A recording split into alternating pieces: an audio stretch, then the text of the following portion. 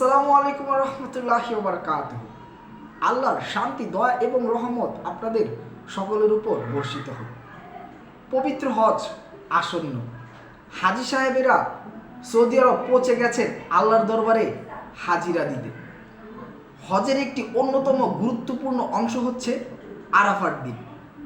আল্লাহ রাসূল মুহাম্মদ সাল্লাল্লাহু আলাইহি ওয়াসাল্লাম বলেন, আল্লাহর কাছে আমি আশাবাদী, আরাফার দিন যে সিয়াম পালন করবে, মানে রোজা, তার পূর্বের 1 বছর এবং আগামীর মানে ভবিষ্যতের 1 বছরের সকল গুনাহ মাফ হয়ে যাবে।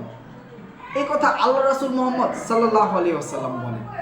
তাই এই কথাতেই বোঝা যায় যে আরাফার দিনের রোজাটা কতটা গুরুত্বপূর্ণ, কতটা গুরুত্ব দিয়ে কথা বলেছেন আল্লাহ রাসূল মুহাম্মদ সাল্লাল্লাহু আলাইহি ওয়াসাল্লাম।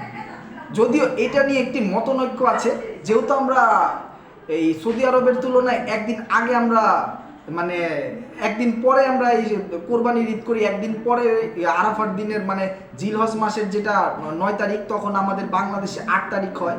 তো যে জিলহজ মাসের 9 তারিখ অনুযায়ী সৌদি আরব অনুযায়ী কি রোজা রাখবো, নাকি বাংলাদেশের নিয়ম বাংলাদেশের তারিখ অনুযায়ী রোজা রাখবো?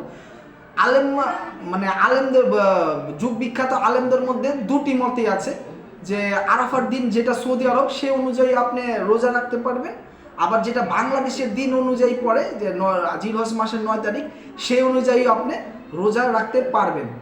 তবে বর্তমান সময়ের যে বড় বড় আলেমরা, হক্কানি আলেমরা আছে, তাদের মত হলো যে সৌদি আরবের দিন জিলহজ মাসের 9 তারিখ, আবার পরবর্তী দিন বাংলাদেশের জিলহজ মাসের 9 তারিখ, 2 দিন সিয়াম রাখাটা, রোজা রাখাটাই সবচেয়ে উত্তম। মানে এই বিষয়ে তো বর্তমান সময়ের যে হক্কানি আলেম আছে তারা বলেছে যে আল্লাহ রাসূল সাল্লাল্লাহু আলাইহি সাল্লাম 9 তারিখের কথা বলেছেন, তাই কোনো রিস্ক নেওয়ার দরকার নেই। আপনি সৌদি আরবের 9 তারিখেও রোজা রাখেন, আবার পরের দিন বাংলাদেশের 9 তারিখেও রোজা রাখেন বা সিয়াম পালন করেন, এটাই সবচেয়ে ভালো হয়। আর আমার যেটা মানে আমার ব্যক্তিগত মতামত যেটা, সেটা হলো রমজান মাসে আমরা 30 দিনের সিয়াম তো পালন করি, সমস্যা কি? তারপর আবার শাওয়াল মাসে 6টা রোজা রাখি, আর সেখানে যে জিলহজ মাসের সৌদি অনুযায়ী 9 তারিখ, আবার পরের দিন বাংলাদেশি অনুযায়ী 9 তারিখ, 2টা রোজা রাখতে পারবো না? অবশ্যই পারবো ইনশাল্লাহ। তাই আশা করি আমরা এই আরাফার ময়দানে আরাফার দিনের রোজাটা খুব গুরুত্ব দিয়ে পালন করব আমরা সকলে। আপনারা সকলেই চেষ্টা করবেন ইনশাল্লাহ, যেহেতু আল্লাহ রাসূল সাল্লাল্লাহু আলাইহি ওয়াসাল্লাম বলেছেন পূর্বের 1 বছরের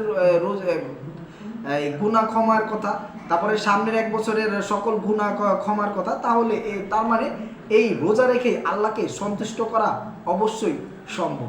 আজকের ভিডিও এই পর্যন্তই।